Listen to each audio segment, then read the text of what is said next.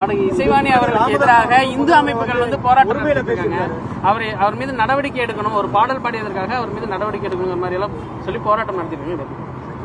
அது மதத்தை அல்லது மத உணர்வுகளை காயப்படுத்த வேண்டும் என்கிற நோக்கில் பாடப்பட்ட பாடல் அல்ல.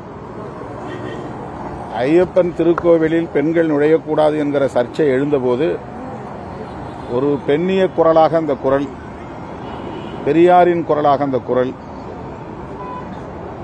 இசையாக வெளிவந்திருக்கிறதே தவிர அதில் யாருடைய உணர்வுகளையும் காயப்படுத்தக்கூடியதாக இல்லை. வேண்டுமென்றே அவர்கள் அதானி போன்ற பிரச்சனைகளை திசை திருப்புவதற்காக தமிழ்நாட்டில் இதை பெரிதுபடுத்துகிறார்கள். அதானி கைது செய்யப்பட வேண்டும் என்பது இப்போது தேசிய அளவிலான ஒரு கோரிக்கையாக மாறியிருக்கிறது. அதையெல்லாம் திசை திருப்புவதற்கு இதுபோன்ற சில்லறை பிரச்சனைகளை கையில் எடுக்கிறார்கள் என்று நான் கருதுகிறேன். அது ஏற்புடையதல்ல. இசைவாணியை கைது செய்ய வேண்டும் என்று சொல்லுவது பொருத்தமானதல்ல, அது கண்டனத்திற்குரியது.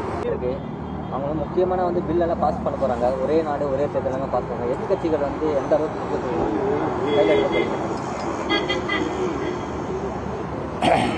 இந்த தொடரில் அதானி பிரச்சினை மிக முக்கியமானதாக பேசப்படுகிறது.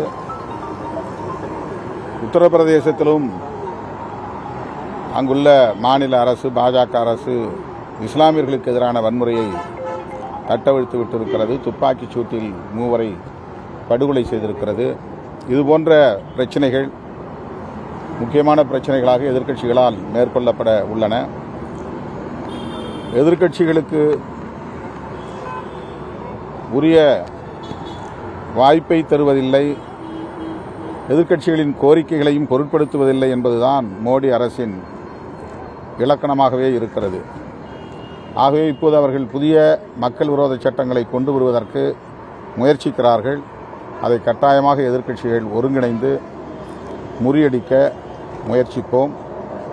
ஒருங்கிணைந்து காங்கிரஸ், இடதுசாரிகள், திராவிட முன்னேற்றக் கழகம் ஆகிய இந்தியா கூட்டணி இடம்பெற்றுள்ள கட்சிகள் ஒருங்கிணைந்து அதற்கான செயல் திட்டங்களை வரையறுப்போம்.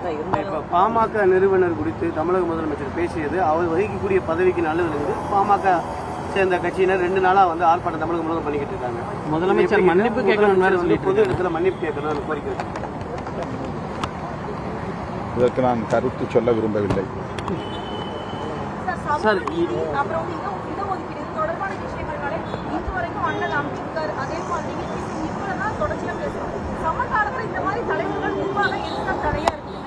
சமகாலத்தில்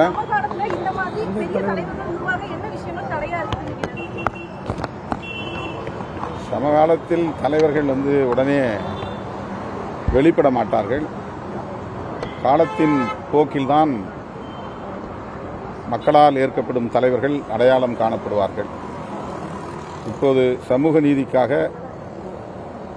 இந்திய அளவில் ஏராளமான இயக்கங்கள் உருவாகி இருக்கின்றன. ஏராளமான தலைவர்கள் குரல் கொடுத்து கொண்டிருக்கிறார்கள். தமிழ்நாட்டிலும் அப்படி பல தலைவர்கள் உண்டு. காலத்தின் போக்கில் எதிர்காலத்தில் மக்களால் அத்தகைய தலைவர்கள் அறியப்படுவார்கள்.